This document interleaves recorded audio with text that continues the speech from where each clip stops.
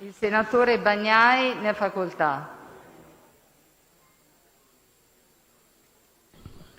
Grazie, signor Presidente. Vorrei esporre il punto di vista del mio Gruppo, ma non solo del mio Gruppo, direi ormai di una parte maggioritaria della dottrina giuridica sul tema in specie.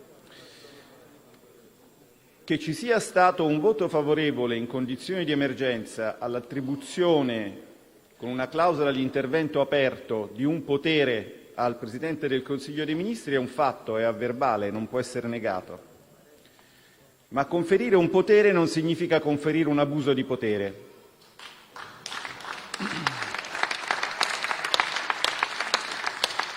Che questo potere sia stato esercitato in modo irresponsabile e in spregio del Parlamento, sollevando anche il tema di un conflitto di attribuzione che a questo punto dovrà necessariamente essere sollevato, è altresì un fatto ed è provato dal fatto che successivamente lo stesso Presidente del Consiglio dei Ministri, non sappiamo per quale motivo, se per intimo gaudio o se per sollecitazione di chi aveva la potestà di sollecitarlo, ha ritenuto di dover sanare questa irregolarità intervenendo con gli strumenti che l'ordinamento costituzionale prevede, cioè con lo strumento del decreto-legge.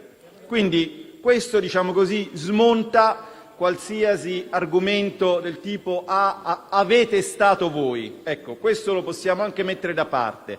C'è stata, diciamo così, vogliamo dire che è stato ingenuo da parte del Parlamento affidarsi a un Primo Ministro che ha agito con questa spregiudicatezza?